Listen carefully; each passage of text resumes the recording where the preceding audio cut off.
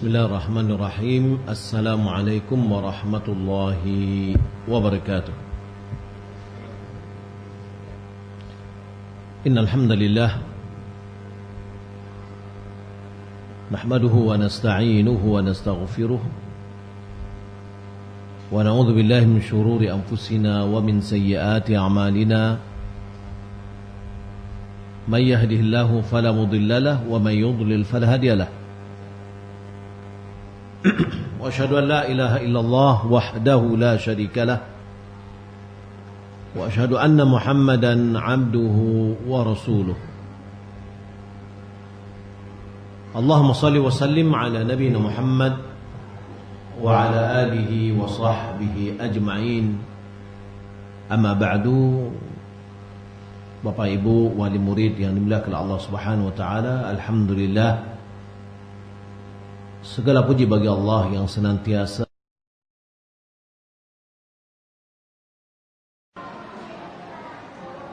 salam dan salam kepada Nabi kita Muhammad sallallahu alaihi wasallam. Allahumma shalli ala Muhammad wa ala ali Muhammad.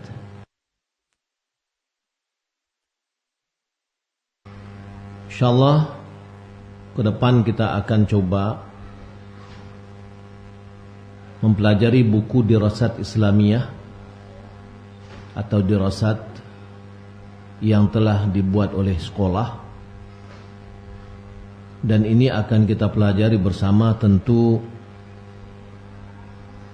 pensyarahan sesuai dengan tingkat kita, yang mana buku itu adalah buku ajar untuk anak-anak kita. Tujuan kita ke depan adalah antara apa yang dibimbing oleh orang tua di rumah, di mana buku ajar itu adalah buku ajar yang dibuat di sekolah, yaitu produknya Dar Al-Iman. Maka saya melihat ini akan lebih terarah, karena di dalamnya ada tauhid, ada fikih, ada sirah, ada akhlak. Maka nanti akan coba kita memperdalam dan memperluas pembahasan kita. Walaupun bukunya tidak terlalu luas, dan kita ajak diskusi. Mana tahu anak-anak kita juga pengen dia perluasan orang tuanya. Tentu di sekolah tidak akan diberikan, karena pemberian materinya harus sesuai dengan kemampuan anak. Namun pada kesempatan ini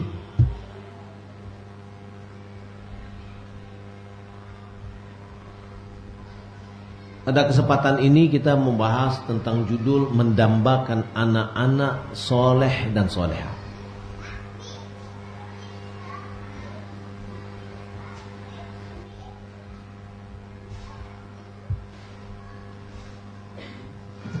Bapak Ibu belakang Allah Subhanahu wa taala, tentu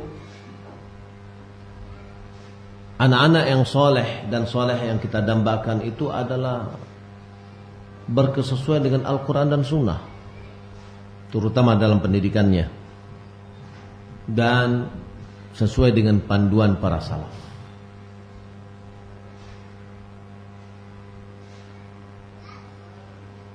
Kalau kita lihat kebutuhan orang tua muslim, orang tua selalu mendambakan anak-anak yang soleh dan solehah. Hal ini sangat ditekankan dalam Al-Quran dan Sunnah serta bimbingan para salafus saleh. Kita lihat dambaan seorang ayah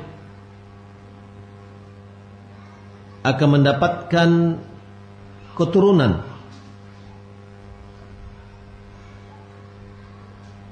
Dalam surat Maryam, mulai dari ayat yang pertama, Bismillahirrahmanirrahim.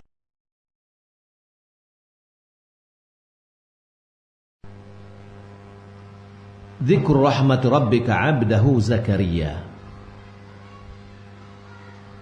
Yang dibacakan ini adalah penjelasan tentang rahmat Rabbmu kepada hambanya yang bernama Zakaria. Idnada rabbahu nidaan khafiyya, yaitu ketika dia berdoa kepada Rabbnya dengan suara yang lembut. Qala rabbi inni wahana al-'azmu minni washta'ala ar-ra'su shayba walam akum bidu'aika rabbi syaqiyya.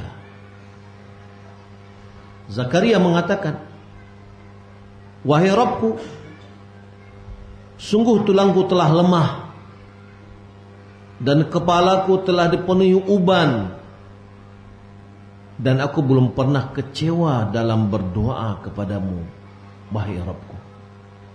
Jadi selalu doanya dikabulkan oleh Allah. Lalu permintaan ini adalah permintaan yang paling berat juga, di mana Zakaria sampai dia berdoa pada saat itu yang sudah tua, belum mendapatkan anak.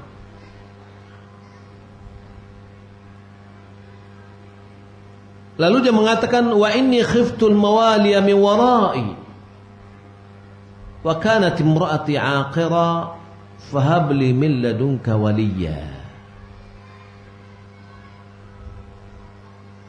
Dan sungguh aku khawatir terhadap kerabatku sepeninggalanku. Padahal istriku seorang yang mandul. Maka anugerahilah aku seorang anak dari sisimu. Ini salah satu bentuk doa bertawasul dengan keadaan sendiri. Yakni kita ceritakan kepada Allah tentang kondisi diri kita sendiri, dan Allah Maha tahu. Namun ketika kita menyampaikan apa yang kita rasakan dan apa yang kondisi pada diri kita sendiri, itulah namanya doa bertawasul dengan keadaan kita. Seperti Nabi Ayub ketika dia mengatakan, Rabbi inni massaniyad-dhurr wa anta arhamur rahimin. Wahai Rabbku, sesungguhnya aku ditimpa penyakit dan Engkau Maha Pengasih lagi Maha Penyayang. Lalu Allah sembuhkan. Begitu juga dengan Zakaria ketika dia berdoa dalam surat Al-Anbiya.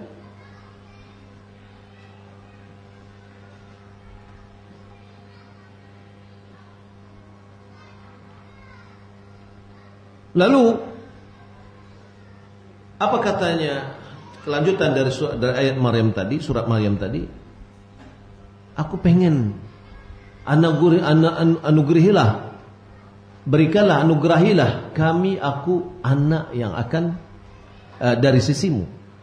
Bagaimana? Yarithuni wa yarithu min ali Yaqub waj'alhu rabbi radiyya.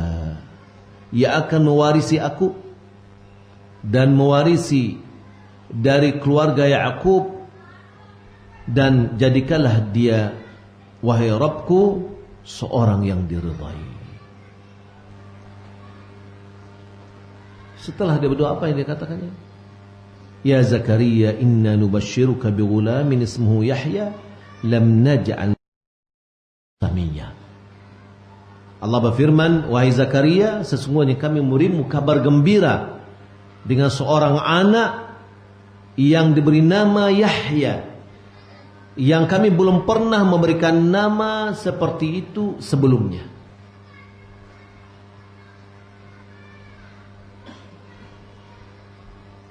Ini menunjukkan kepada kita bahwasanya setiap orang tua mendampingi, dan orang yang soleh, orang yang mukmin, dia akan mendambakan anaknya bagaimana anak-anak yang soleh dan soleha. Karena soleh dan soleha itu merupakan investasi yang terbaik dunia dan akhirat. Di dunia, dia akan membantu orang tuanya, dia akan menyejukkan pandangan orang tuanya, mata orang tuanya. Dan di akhirat, dia akan sangat bermanfaat baginya. Dia juga bisa memberikan syafaat kepada orang tuanya. Dia adalah amalan yang selalu mengalir sebagaimana dalam hadis riwayat Imam Muslim, itu kan doanya, kami berikan baginya Yahya dan sebelumnya istrinya kami perbaiki. Yang tadi mandul tidak jadi mandul.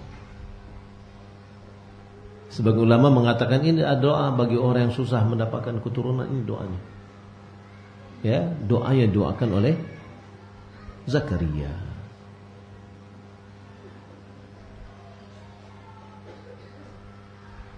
Tujuan kajian kita ini adalah menggali konsep mendidik anak menurut tuntunan Islam yang diperkuat oleh pandangan para ulama terdahulu. Bagaimana konsep pendidikan yang menjadikan anak-anak kita menjadi anak yang saleh? Yang pertama, doa dan harapan orang tua.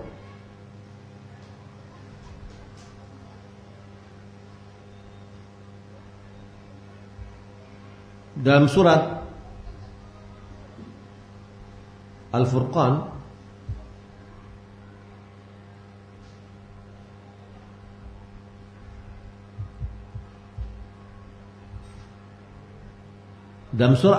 ayat 74,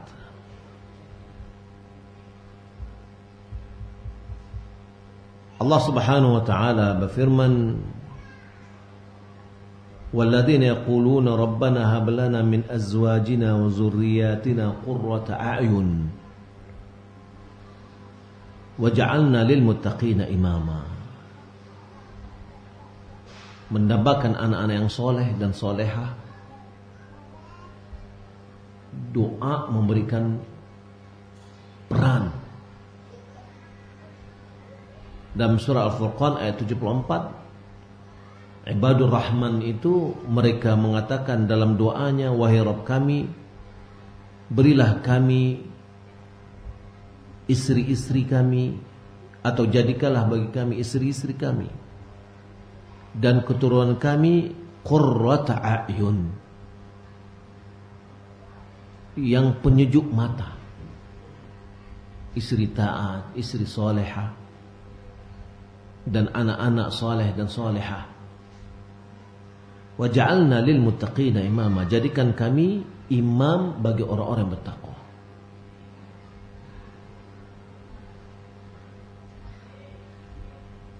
Di dalam surat Ibrahim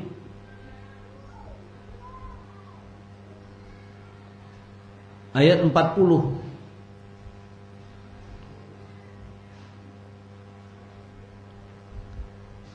Allah Subhanahu wa taala berfirman, "Rabbi ij'alni muqimas shalah wa min dzurriyyati.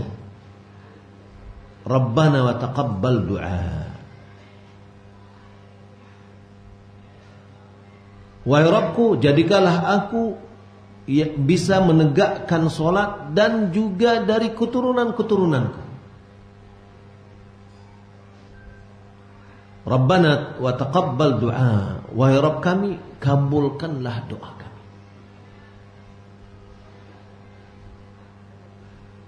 Doa orang tua yang mengharapkan anak-anaknya sebagai penyejuk hati dan pengingat ibadah, yang selalu menegakkan sholat, ibadah-ibadah yang lain.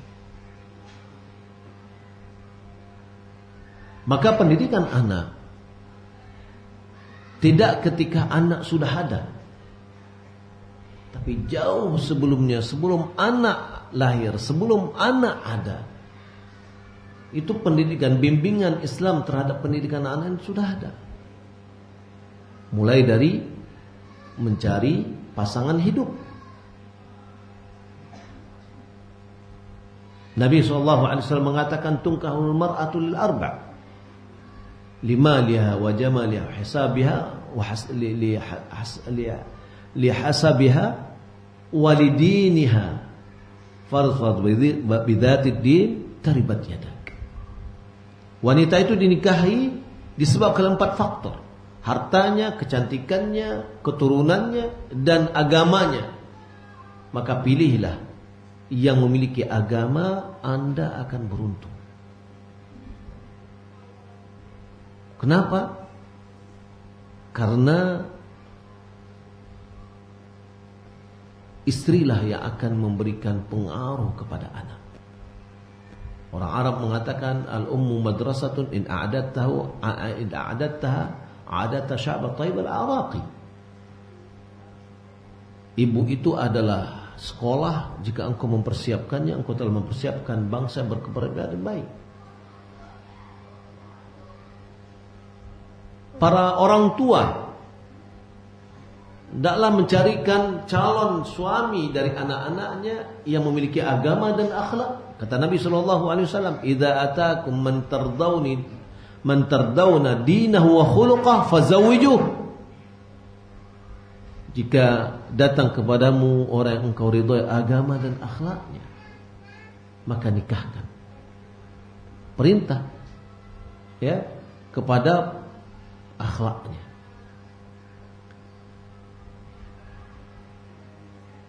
Ibnu Katsir dalam tafsirnya menyebutkan bahwa doa-doa ini menunjukkan pentingnya berdoa agar anak-anak menjadi orang-orang beriman dan bertakwa. Ini peran doa orang tua untuk anak, dan doa orang tua itu untuk anak dikabulkan. Thalathu da'watin mustajabat. Ada 3 doa yang dikabulkan. Mana dia? Da'watul madhlum, wa da'watul musafir, wa da'watul walid liwaladihi. Dalam riwayat yang lain, wa da'watul walid ala waladihi. Doa orang yang terzalimi, doa orang yang sedang musafir, doa orang tua untuk anaknya, dan doa untuk orang tua terhadap anaknya. yakni doa kebaikan untuk anaknya. Yang kedua adalah doa celaka untuk anaknya. Kedua-duanya dikabulkan. Maka hati-hati dalam kita berdoa, hati-hati dalam kita mengucap. Jangan kita mengupat, mencaci, memaki anak kita, mensumpah serapahkan anak kita, karena nanti itu adalah bagian dari doa. Tapi doakanlah mereka dengan doa-doa yang baik agar mereka menjadi anak yang baik. Maka doa dan harapan orang tua ini sangat-sangat penting.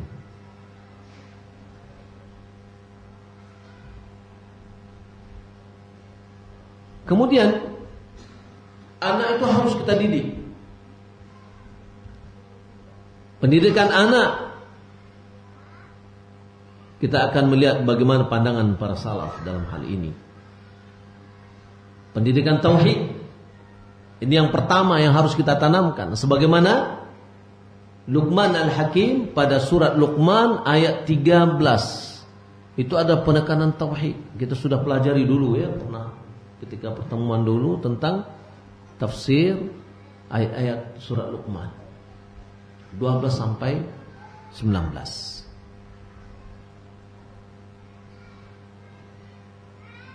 Pada ayat 13, Luqman menasihati kepada anaknya, wa idh qala Luqmanu libnihi wa huwa ya'idhuhu ya bunayya la tusyrik billah inna syirka la zulmun 'adzim.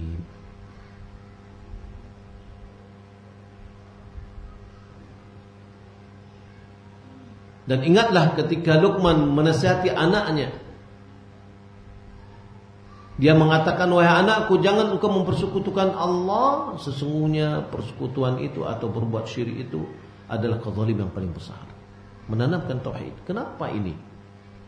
Karena inilah tujuan Allah menciptakan manusia dan jin. Dalam surah Ad-Dariyat, wa ma khalaqtul jinna wal insa illa liya'budun. Imam Ahmad di dalam Ushulus Sunnah, dia menjelaskan pentingnya memperkuat tauhid sejak usia dini dan menjauhkan anak-anak dari syirik. Nah, ini penting nih. Sejak dini, maka oleh karena itu mulai dari dini, yaitu berarti prasekolah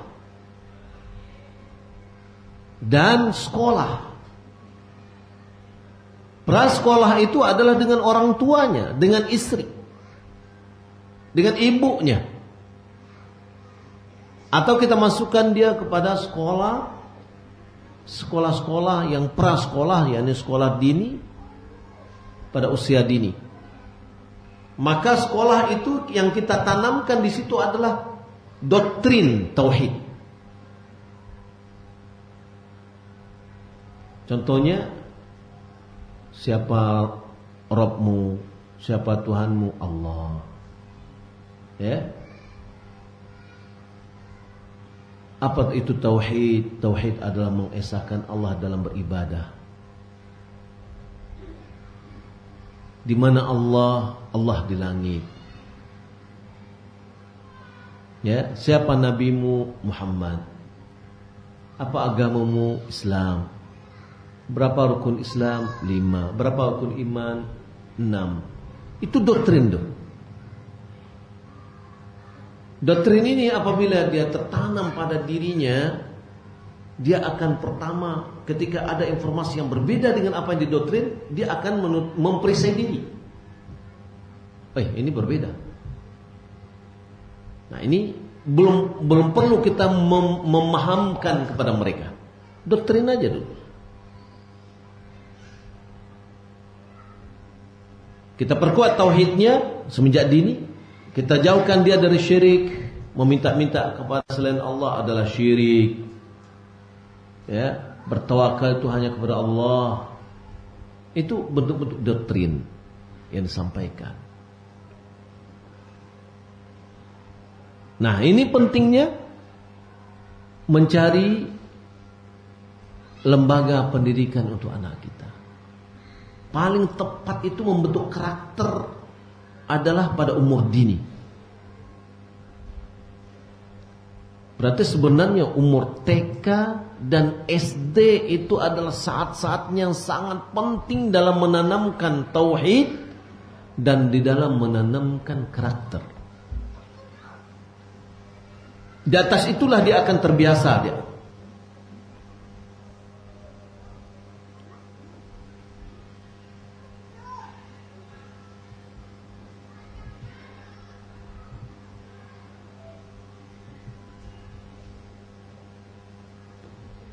Pendidikan tauhid sejak dini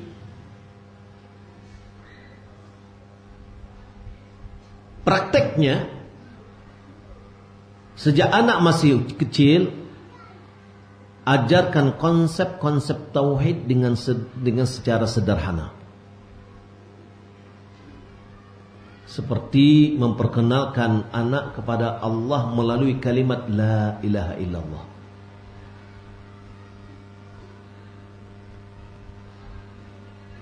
Memperkenalkan anak ya juga melalui atau mulai dengan memperkenalkan nama-nama dan sifat-sifat Allah. Tapi jangan dibatasi sifat-sifat Allah dengan nama-nama Allah. Nama-nama Allah 99. Setiap nama di dalamnya ada sifat. Lalu akan kita pelajari konsep yang mudah gitu. Apa makna dari nama-nama itu? Apa sifat yang ada dalam itu? Dan sifat Allah adalah absolut. Tidak ada yang bisa membatasi dan tidak terhingga. Itu konsep yang bisa kita tanamkan.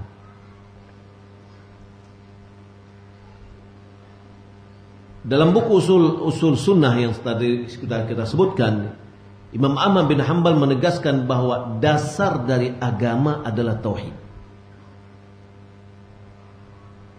Pengajaran ini harus dimulai sejak anak masih kecil agar mereka terbiasa mengingat Allah dalam tiap tindakan mereka.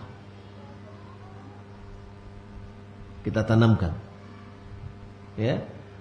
Beliau juga menjelaskan bahwa dasar tauhid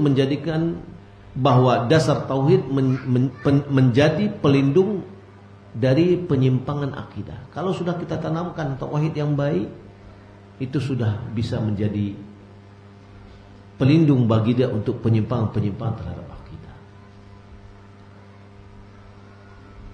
Lalu metode implementasinya bagaimana? Bagaimana cara kita menerapkan itu gitu. Ya, sesuai dengan ajaran Nabi. Menggunakan cerita-cerita kisah para nabi sebagai pengantar mengenal tauhid. Makanya dalam Al-Quran itu, sepertiga dari Al-Quran itu ada kisah-kisah. Untuk apa gunanya? Untuk mengambil pelajaran. Kisah orang yang tidak mau bertauhid yang dihancurkan oleh Allah Subhanahu wa taala. Dan kisah orang-orang yang bertauhid yang diberikan kemenangan dan pertolongan oleh Allah. Termasuk Ashabul Kahfi yang dia tertidur lebih 3 abad lamanya, 300 tahun. Ya. Lamanya dia di dalam gua, itu adalah karena dia mempertahankan tauhid.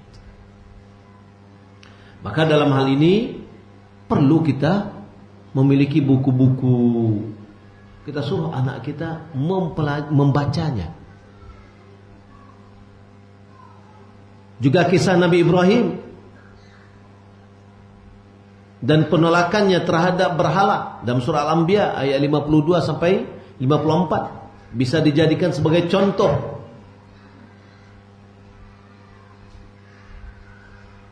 Nah, ini adalah secara metode implementasi yang bisa kita lakukan untuk penerapan tauhid kepada anak-anak kita.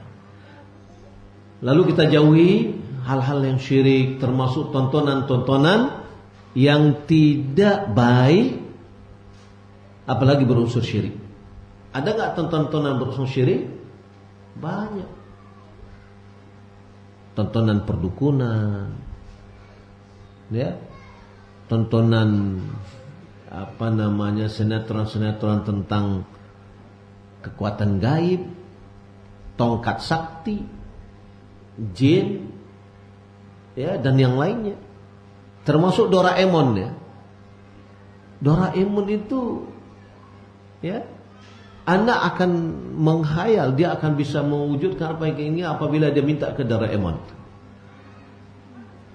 Ya, itu masalah tauhid. Jangan dianggap tontonan biasa. Kita mungkin bisa lihat, enggak ada itu dong.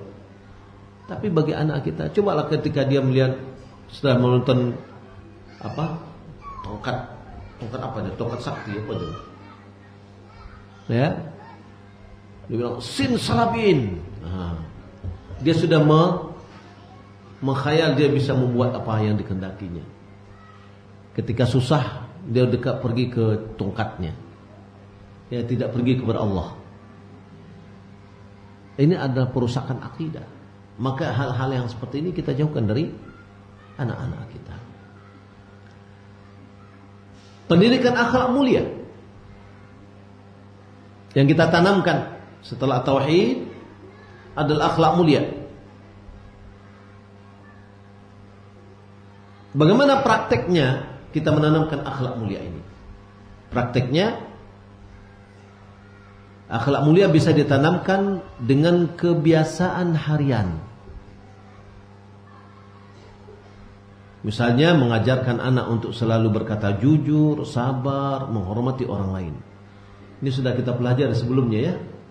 Ya, kita membaca bagaimana anak itu tumbuh besar di atas kebiasaan yang dibiasakan oleh bapaknya.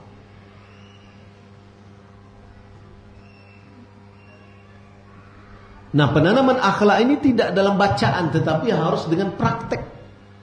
Kebiasaan keseharian. Berkata jujur, kemudian bersabar. Maka bapak dan ibu yang tidak sabar tidak akan bisa menanamkan kesabaran kepada anaknya. Ibu yang tergesa-gesa terus, ya, tidak akan bisa menanamkan kesabaran kepada anaknya. Menghormati orang lain. Ya, dalam surah Luqman juga kan? Ya bunayya aqimis salah wa'mur bil ma'rufi wanha 'anil munkar wasbir 'ala ma asabak inna dzalika min azmil umur. Wahai anakku, tegakkan salat, perintahkan kepada yang ma'ruf, cegah dari kemungkaran, dan bersabarlah. Inna dzalika, hal yang demikian adalah perkara yang sangat penting. Itu yang ditanamkan oleh Luqman kepada anaknya, dipesankan, dan anak kita bisa belajar apabila ada praktiknya. Dalam hal ini bisa kita ambil referensi dari salaf, yaitu kitab Ibnu Qayyim di dalam Madarijus Salikin. Beliau menjelaskan bahwa akhlak mulia adalah buah dari iman yang benar. Jadi iman dengan akhlak itu sangat erat hubungannya. Apa kata Nabi? Akmal mu'minina imanan, orang mukmin yang paling sempurna imannya, ahsanuhum khuluqa, orang yang paling baik akhlaknya. Ya, orang yang paling baik akhlaknya. Lalu orang yang paling baik akhlaknya itu mana? Wa khiyarukum li ahlihi. Orang yang terbaik di antara kalian adalah orang yang paling baik dengan istrinya.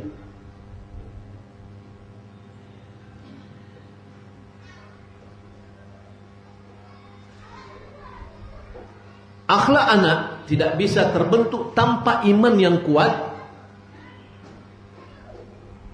sehingga penting menggabungkan pendidikan akhlak dengan pengajaran tauhid.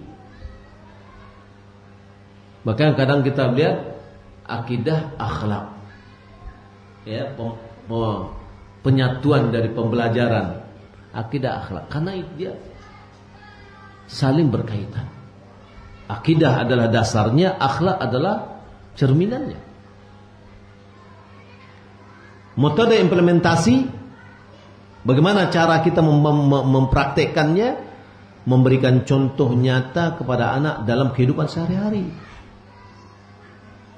Misalnya orang tua memperlihatkan bagaimana bersikap sabar dalam situasi yang sulit. Jadi kalau ibunya suka mengeluh, setiap hari mengeluh, itu susah untuk menyabarkan, untuk menanamkan kesabaran kepada anak. Ya, maka kita sebagai orang tua harus lebih awal untuk bersabar, agar anak kita bisa menirunya, mencontohnya, sehingga anak memahami pentingnya bersikap sabar.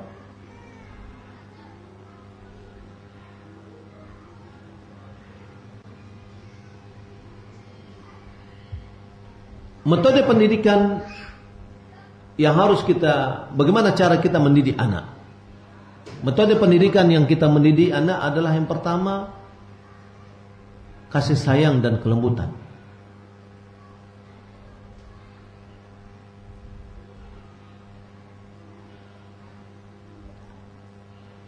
Prakteknya, Nabi kita Muhammad SAW selalu menunjukkan rasa kasih sayang kepada anak-anaknya. Bahkan ketika mereka melakukan kesalahan, Nabi tetap berlemah lembut. Sebagai contoh, Nabi menggendong cucunya saat sholat, Umamah yang dia gendong. Dan Nabi SAW pernah sholat Hasan dan Husain, ya, duduk di atas punggungnya sementara beliau sedang sujud. Ya, lama sekali beliau sujud, sampai ada sahabat ngangkat kepalanya, ini ada apa dengan Rasulullah? Kalau anak kita pas kita sholat datang dia belakang, misalkan samping dia, dipanjeknya, wah. Kadang-kadang gitu kan, kita memukul anak sedang sholat. Karena kita mengatakan kita harus serius kepada Allah. Anak kita mengganggu. Nabi sedang sholat wajib, bukan sholat sunat. Ya, mungkin boleh jadi anak kita belum ngerti. Dia lihat kita sedang sujud, dijadikan punggung kita sebagai pelosotan. Ya, bersabar. Penuh kasih sayang. Nabi tidak memarahi cucunya.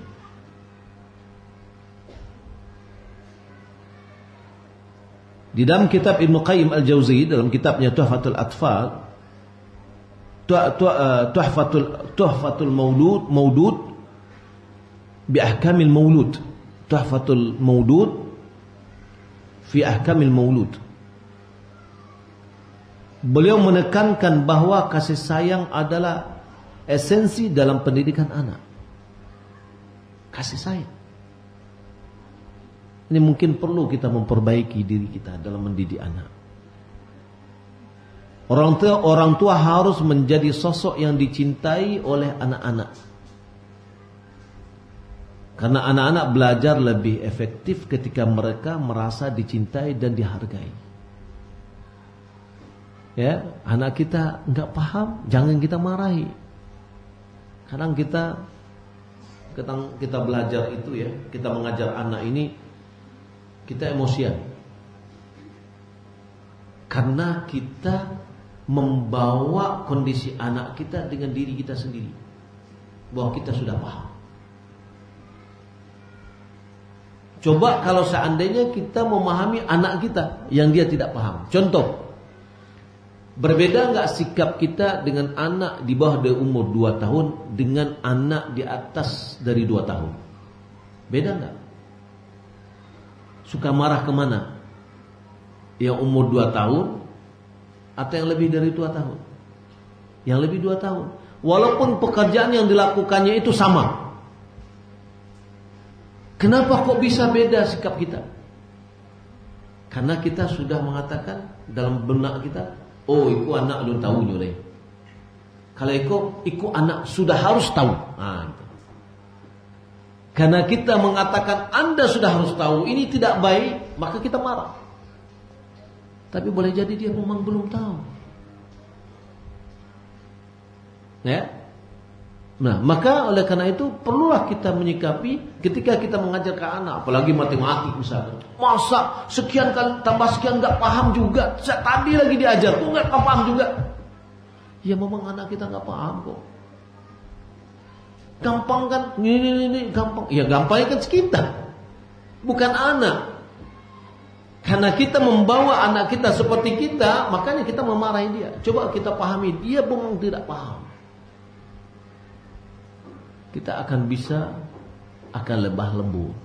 Nah, ini perlu kita mengajarkan anak kita dengan lemah lembut, dengan penuh kasih sayang, otaknya akan terbuka.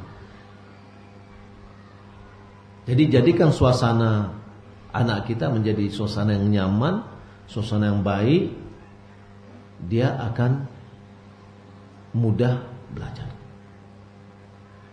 Metode implementasi, orang tua bisa memulai dengan memuji anak saat mereka melakukan hal yang baik.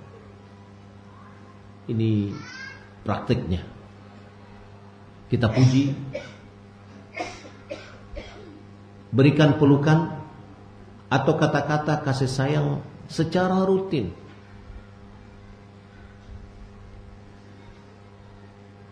Saya mengetahui seorang, dia mengatakan bahwa ada orang yang ayahnya sangat perhatian kepada anaknya, masalah uang,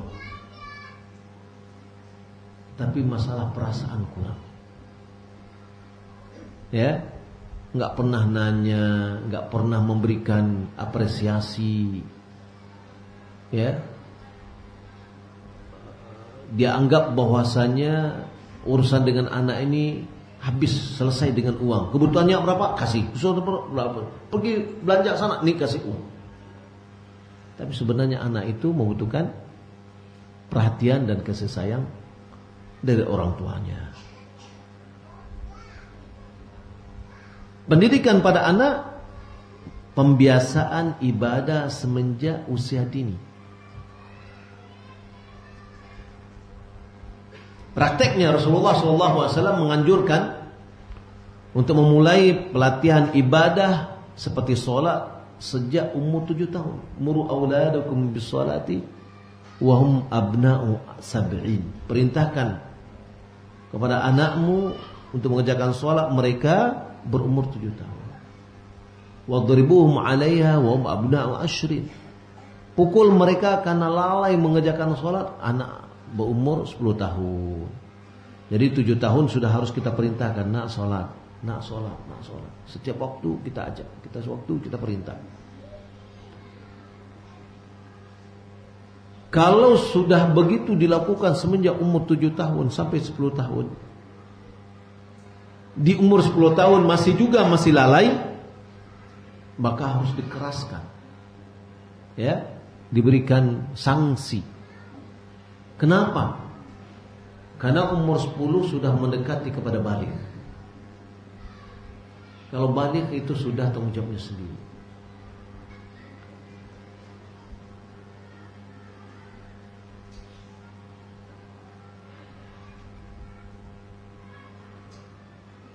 Latihan ibadah sejak dini membentuk kebiasaan yang akan terbawa sehingga dewasa. Maka dari kecil, puasa pun juga, ya, puasa juga dilatih kepada anak-anak sehingga para sahabat itu membuatkan main-mainan untuk anaknya. Apabila dia ingat makan atau ingat lapar, dikasih mainan tadi supaya dia lupa dengan laparnya. Ya, jadi anak berpuasa tidak seperti orang dewasa puasa. Orang dewasa puasa hendaklah betul-betul dia memaksimalkan ibadahnya dengan puasa dia itu. Tapi kalau anak-anak tidak, bagaimana dia bisa dilatih atau melatih dirinya untuk bisa menahan laparnya?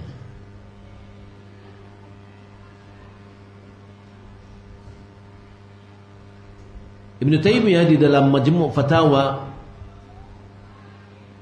menyebutkan bahwa kebiasaan ibadah harus dibangun dengan perlahan dan penuh kesabaran. Jangan terlalu keras pada anak dalam tahap awal, melainkan memberikan motivasi dan contoh nyata. Ini yang perlu ditekankan. Kita harus lihatkan contoh. Sholat, bagaimana anak akan sholat kalau seandainya orang tuanya tidak sholat? Bagaimana anak akan sholat di masjid kalau orang tuanya, terutama adalah ayahnya, sholat di rumah? Mempraktekannya atau mengimplementasikan topik ini, libatkan anak dalam kegiatan ibadah keluarga. Seperti sholat berjamaah ke masjid, kita ajak, ya, membaca Al-Quran bersama. Jadikan momen itu menyenangkan dan penuh kebersamaan. Maka ada pendidikannya yang lebih tertanam dalam keluarga. Kemudian lingkungan yang mendidik. Ini dalam rangka kita mendapatkan anak dambaan hati. Lingkungan itu sangat diperhatikan. Ya, pengaruh lingkungan dan pergaulan.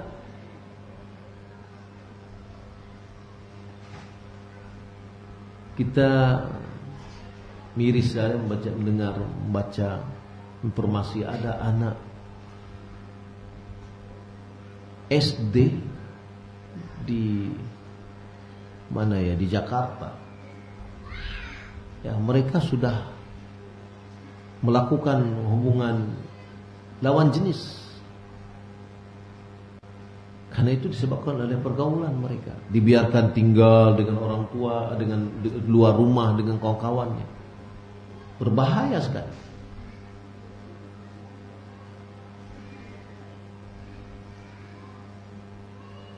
Praktek yang bisa kita lakukan, pastikan bahwa lingkungan sosial anak mendukung perkembangan iman dan akhlaknya. Ini upaya yang kita lakukan, Bapak Ibu, mudah-mudahan bisa terwujud di seluruh sekolah kita. Di antaranya adalah tentu yang tingkat SD kita mulai memisahkan antara putra dan putri. Kalaupun di suatu tempat di sini putra, di sini putri. Ya, sekarang kita berupaya untuk malahan lokasinya betul, ya. Putri struktur sendiri, di situ kepala sekolahnya perempuan, kemudian guru-gurunya semuanya perempuan. Di sini adalah putra karena kita bertahap, ya. Tahun ini kelas 1 kelas 2-nya putra di sini 4 lokal, di sana 1 2 ya putri. Nanti berlanjut terus gitu. Ini adalah dalam rangka bagaimana kita mengkondisikan lingkungan. Anak-anak kita akan menjadi, ya, pertama terjaga dari bulian lawan jenis. Kita juga di sini SMP kita di sini putri, SMA kita putri di sini, yang putranya jauh, ya. Pilih teman dan lingkungan yang islami, seperti sekolah yang berbasis nilai Islam atau masjid yang aktif dalam kegiatan anak-anak. Alhamdulillah itu ada pada kita. Mudah-mudahan ini bisa mengarahkan untuk pendidikan anak-anak kita yang baik. Nah, tentu ini juga perlu ditindaklanjuti di rumah. Imam Malik dalam kitab Muwatta menekankan pentingnya menjaga pergaulan dan lingkungan anak. Beliau menyarankan agar anak-anak bergaul dengan teman yang saleh, karena karakter mereka akan dipengaruhi oleh siapa yang ada di sekitarnya. Al-mar'u ala dini khalilihi falyanzur ahadukum man yukhalil. Seorang akan berada di atas agama temannya, teman dekatnya. Maka oleh karena itu hendaklah salah seorang memilih siapa yang akan dijadikannya teman dekatnya. Bagaimana cara praktiknya? Ya, libatkan anak dalam komunitas Islami seperti kelas tahfiz, kegiatan masjid, atau pertemuan yang membahas kisah-kisah Nabi. Ajarkan anak untuk mengenali teman yang baik dan menghindari pengaruh negatif. Ini secara, ya, bagaimana kita bisa mewujudkan hal ini. Kemudian peran doa di dalam mendidik anak. Kalau tadi sebelum anak kita dapatkan, kita berdoa kepada Allah, maka orang tua harus senantiasa berdoa untuk kebaikan anak-anak mereka. Rasulullah SAW menganjurkan untuk berdoa pada waktu-waktu yang mustajab. Kita pilih doa-doa yang mustajab, ya, antara adzan dan qamat pada sepertiga malam terakhir. Ibnu Qayyim di dalam Tuhfatul Maudud, ya, menyebutkan bahwa doa orang tua untuk anak mereka adalah salah satu doa yang mustajab. Beliau menekankan pentingnya doa ini dalam membentuk masa depan anak-anak. Kalau kita ingin mendambakan anak soleh-soleha, ya, jangan lupa dengan doa. Doa itu luar biasa, luar biasa. Dan malahan terkadang ketika kita betul-betul berdoa serius, subhanallah, bisa kita rasakan terjadi pengaruh dalam waktu terdekat pun. Maka karena itu untuk anak kita jangan jangan malas-malas, jangan pelit kita untuk doa kebaikan untuk anak kita. Jadikan doa sebagai bagian dari rutinitas harian. Doa Ya. Doa yang terbaik itu adalah dalam sholat. Itu doa yang terbaik. Di antaranya adalah pada saat sujud. Aqrabu ma yakunu al-'abdu min rabbih huwa sajid fa'akthiru fihi du'a, kata Nabi. Posisi seorang hamba, posisi yang paling dekat seorang hamba dengan Rabbnya ketika dia sujud, maka perbanyaklah di dalamnya doa.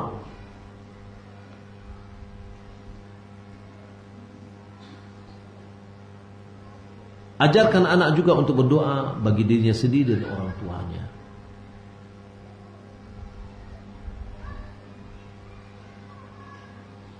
Bapak Ibu dimulakan Allah Subhanahu wa taala,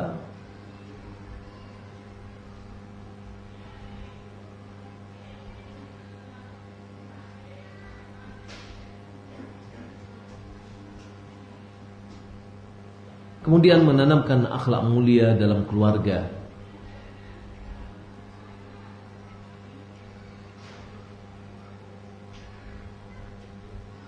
Dalam surah Al-Isra ayat 23 tentang kewajiban bakti kepada orang tua.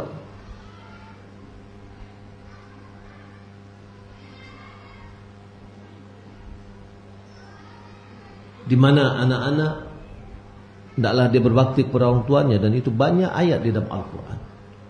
Sampai orang tua yang sudah tua pun dia tidak boleh mengatakan uffin atau ungkapan yang menyatakan berat hati. Imam Nawawi dalam kitab Riyadhus Shalihin menyebutkan bahwa bakti kepada orang tua dan menjaga akhlak di antara keluarga, di antara saudara kandung adalah bagian penting dari menciptakan keluarga yang soleh.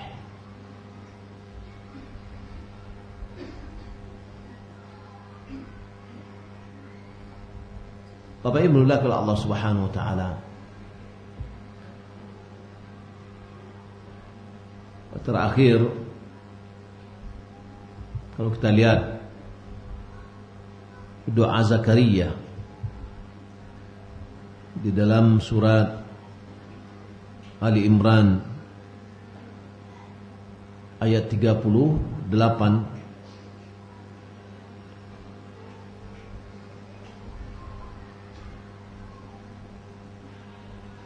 hunalika da'a Zakaria rabbah. Di sana Zakaria berdoa kepada Rabbnya.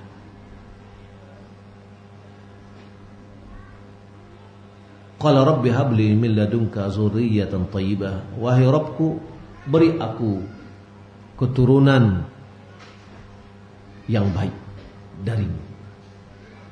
Innaka sami'ud du'a. Sesungguhnya engkau maha mendengar akan doa. Zakaria memohon keturunan yang soleh. Ibnu Katsir dalam tafsir menjelaskan bahwa doa adalah senjata penting dalam mendidik anak, dan Allah mengabulkan doa yang tulus dari orang tua yang soleh. Bapak Ibu belakang Allah Subhanahu wa taala, kesimpulan yang bisa kita ambil bahwa pendidikan tauhid, akhlak dan ibadah harus dimulai semenjak dini. Semenjak anak sudah mulai paham dengan apa yang kita ajak, maka pendidikan ini harus dengan rasa kasih sayang, kelembutan dan keteladanan, mengikuti panduan Al-Quran dan Sunnah serta bimbingan para ulama salaf adalah kunci dalam mendidik anak yang soleh dan solehah.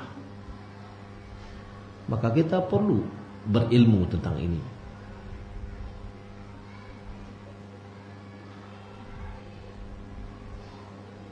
Ibnu Qayyim juga pernah mengatakan bahwa tugas orang tua adalah menyiapkan lada yang subur.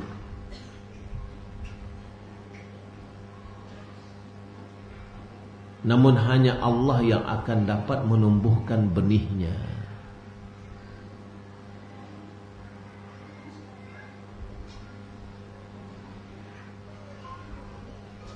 Bapak Ibu belakang Allah Subhanahu wa taala, mudah-mudahan apa yang kita sampaikan dan kita pelajari bersama pada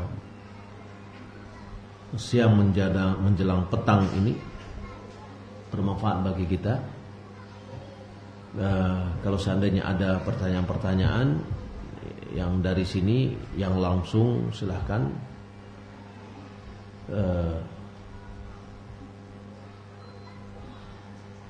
Biar kita bisa jadi bahan diskusi untuk kita bersama. Bismillah, Assalamualaikum warahmatullahi wabarakatuh. Terima kasih Ustadz atas kesempatannya. Alhamdulillah, setelah beberapa kekhawatiran tidak bisa hadir di kajian pada siang ini, alhamdulillah saya diberi Allah kesempatan untuk bisa hadir. Dan Masya Allah, alhamdulillah, tema yang Ustadz sampaikan hari ini benar-benar sesuai dengan yang memang sedang ada dalam pikiran. Izin Ustadz, saya ibu dari 3 anak yang bersekolah di Darul Iman. Masya Allah. Kelas 9 dan 7 SMP serta kelas 2 SD. Masya Allah. Sejalan dengan yang tadi Ustadz sampaikan mengenai metode pendidikan anak yang dilakukan dengan kasih sayang dan kelembutan. Izin Ustadz, dalam beberapa kesempatan dari kepala sekolah ada disampaikan bahwa mungkin dalam proses pembelajaran anak-anak bisa jadi dalam suatu kondisi akan mendapatkan hukuman atau sanksi yang tidak mengenakan. Dari awal kita sudah mengetahui itu, dan memang kita sama-sama mencoba untuk bisa menerima kondisi itu. Nah, cuman dalam beberapa kali kesempatan saya baru mengetahui bahwa ternyata ada hukuman yang berupa anak tidak diizinkan ikut belajar di kelas. Nah, di mana ternyata itu hanya karena alasan anak ketinggalan di catatan. Nah, di mana kalau menurut hemat saya sebagai orang tua, hukuman untuk tidak boleh hadir di dalam kelas seharusnya tidak dengan cuma karena tidak membawa buku catatan, harusnya tidak sampai ke sana hukumannya. Menurut saya akan lebih bermanfaat ketika anak disuruh mencatat di buku atau di kertas lain, untuk kemudian anak wajib untuk mencatat ulang. Rasanya itu akan cukup efektif untuk membuat anak lebih menyiapkan diri keesokan harinya, dibanding anak disuruh keluar dari kelas menunggu di lorong, dimana kalau di SMP itu kan benar-benar lorong yang kita tidak terhubung dengan negara luar. Saya sih membayangkan apa ya perasaan anak berdiri di luar selama 2 jam pelajaran sementara teman-temannya di dalam. Saya mengkhawatirkan anak akan jatuh dalam kesedihan yang mendalam. Demikian juga ketika anak-anak kelas 2 SD, betul kita mengharapkan anak lebih berdisiplin, ke depan lebih mandiri. Cuman tidakkah itu, bisakah kita memberikan hukuman yang lain, sanksi yang lain? Mohon kebijaksanaan dari Ustadz dan pihak sekolah untuk mencoba mencarikan alternatif sanksi yang lain. Ataupun kalau memang anak harus tidak boleh hadir di dalam kelas, minta tolong ruang BK atau perpustakaan dibuka. Jadi anak bisa, mungkin di ruang BK bisa berkonsultasi dengan guru BK-nya atau di perpustakaan baca buku. Jadi yang anak lebih kepada kekhawatiran, kesedihan anak. Demikian Ustaz. Ya, terima kasih Bu. Ini adalah sebagian bentuk perhatian Ibu terhadap pendidikan secara umum. Kemudian mungkin ada kasus pada anak sendiri. Pertama, tujuan hukuman itu apa? Hukuman itu adalah memberikan jeraan kepada anak supaya tidak mengulangi kesalahan yang sama. Hukuman itu mungkin berbeda-beda satu sama lainnya, akan tetapi kami sudah memerintahkan bahwa setiap unit itu sudah harus ada buku kesalahan dan konsekuensi. Maka saya berharap kepada guru mengikuti aturan yang ada di dalam. Adapun secara hukuman itu kembali lagi kepada misalkan anak tadi bukan sanksinya tidak ikut dalam belajar. Kalau seandainya dia disuruh untuk masuk pustaka, dia malahan mendapatkan kenyamanan.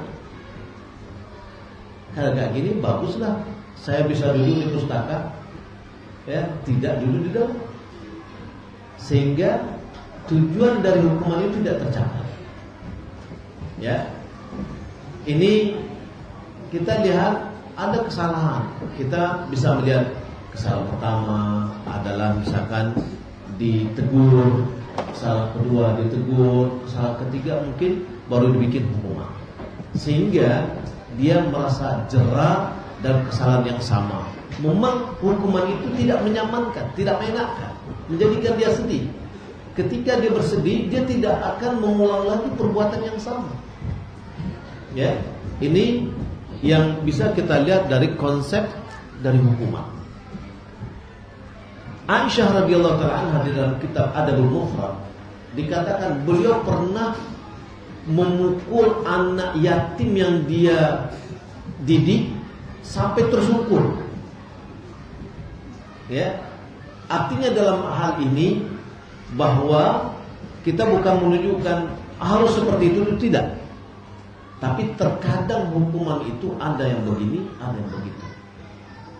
Ya. Berbeda dengan pola kita ingin mendidik anak. Mungkin anak tidak bisa dia diajar dari sini, kemudian kita cari metode ajar yang lain. Ya. Apakah dia tidak bisa konsen di dalam ruang, mungkin dia konsen di dalam secara alam terbuka. Ini adalah konsep di dalam pengajaran bagaimana anak bisa ngikut. Namun dalam hukuman pasti kita di rumah aja deh. Di rumah. Ketika anak kita punya kesalahan, ya, pasti kita akan memberikan hukuman yang mana kita berharap dari hukuman itu dia jera melakukan kesalahan yang sama. Itu udah pasti. Ya, kecuali kalau seandainya di rumah kita tidak ada aturan. Ya, tidak ada aturan, maka harus ada konsekuensi, ada kesalahan dan konsekuensi. Namun apa yang tepat diberikan oleh guru, nah ini mungkin apa yang lebih dilihat dalam kasus-kasus tertentu. Ya, wallahu taala alam. Jadi intinya Bapak Ibu, hadis Nabi SAW mengatakan, wala tad'asa an ahlik. Jangan kalian meletakkan tongkat dari keluargamu. Artinya apa? Tongkat ini rotan lah misalkan. Kalau kita dulu sekolah MDA itu, ya, guru ngaji kita pakai rotan gitu. Ya, ketika kita kena rotan karena memang kesalahan kita, coba di rumah kalau sampai berita, ya, sampai di rumah akan kena rotan lagi. Ini adalah dalam rangka, saya berbicara dalam rangka konsep hukuman. Ya, saya tidak membela apa yang telah dilakukan oleh guru-guru gitu ya. Tapi kita harus pahami dulu konsep. Apa tujuan dari konsep hukuman? Lalu setelah itu saya katakan bahwa ketika kita sekolah sudah membuat aturan, dan ini kalau ada guru semua yang mendengar, kalau kita sudah membuat aturan kesalahan dan konsekuensi, tolong diikuti aturan itu. Karena kita tidak meletakkan aturan itu kecuali dalam emosi yang sedang teratur.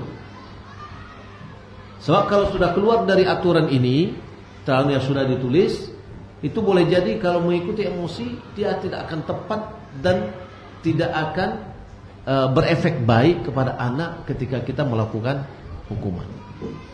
Ya, jadi ada kesalahan yang ringan. Contoh tadi, misalkan buku catatnya tidak terbawa. Apakah mesti kita kasih hukuman atau tidak? Tadi dia katakan, oh kenapa tidak disuruh aja dia mencatat? Bagus seperti itu. Ya. Tapi ini apakah satu kesalahan atau kesalahan kedua atau kesalahan ketiga? Kan kita tidak tahu konteksnya nih, gitu loh. Kalau sekali ini dia tidak bawa, sudah nggak bawa, udah ambil buku yang lain, tulis sana. Tapi kalau sudah berulang-ulang, ya, nah jadi itu saya memahami konteksnya seperti itu, gitu ya. Jadi bisa kita pahami. Kalau seandainya ada hal-hal yang kurang tepat, kita bisa diskusikan, ya, dalam hukum-hukuman tersebut. Ustaz, ada yang berkata kalau nama Allah itu ada 99. Kalau sifat Allah itu lebih, bahkan tak terhingga. Boleh tahu apa saja sifat? Sebenarnya kita sifat. Ada yang berhubungan dengan sifat zat. Ada berhubungan dengan sifat zat Allah Subhanahu wa taala. Kalau nama-nama tadi adalah ada yang setiap nama adalah sifat. Kalau tidak terhingga, ya tidak bisa kita membatasinya. Jadi kita ada buku yang sudah ditulis oleh Syekh Abdul Razak.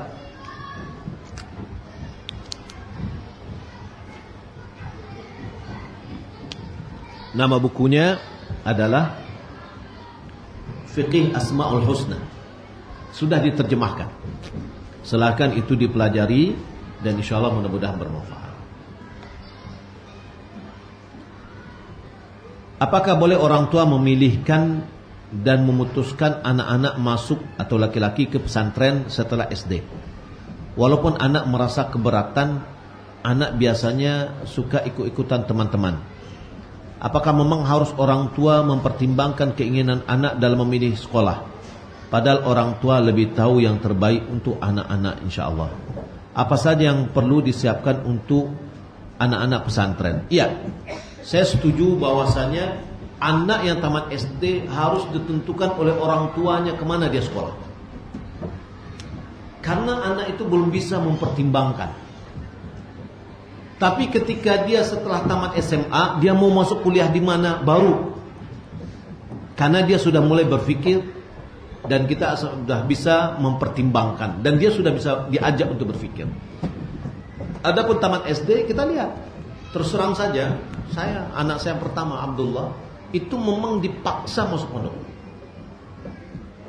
Kalau masuk SMP, kita tidak tahu apa yang terjadi. Nah, kita pilihkan pondok pesantren yang tepat. Di situ akan terjadi perkembangan dirinya.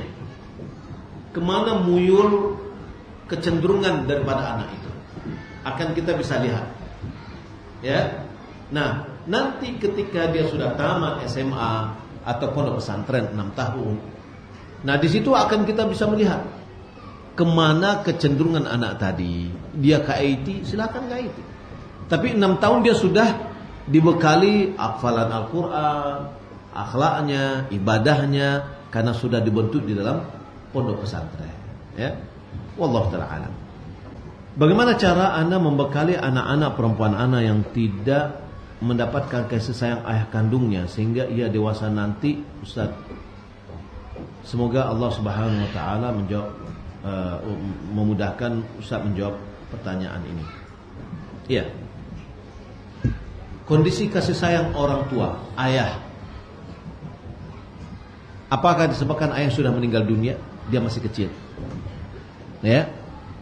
Atau ayahnya yang bersikap kasar, yang tidak bisa mencontohkan atau mendidik anaknya dengan kasih sayang. Itu tentu sesuai dengan kondisi. Tetapi dalam kondisi ini peran ibu sangat penting. Kemudian yang kedua, peran dari keluarga ayahnya, pamannya, baik pamannya dari pihak ayah atau paman dari pihak ibu. Hendaklah juga mereka ikut serta di dalam memperhatikannya, ya, terutama pada anak tadi, anak perempuan, karena memang anak perempuan, laki-laki yang pertama yang dicintainya itu, yang jatuh cintanya adalah kepada ayah. Sebagaimana mungkin pernah saya sampaikan bahwa saya pernah membaca tulisan bahwa penyimpangan seksual yang terjadi pada anak perempuan disebabkan karena komunikasi dia dengan ayahnya tidak terjalin dengan baik. Maka oleh karena itu si ayah harus berusaha bagaimana dia bisa menjalin hubungannya, komunikasinya dengan anak perempuan. Wallahu a'lam. Baik, demikian yang dapat kita sampaikan. Semoga bermanfaat. Wassalamualaikum warahmatullahi wabarakatuh.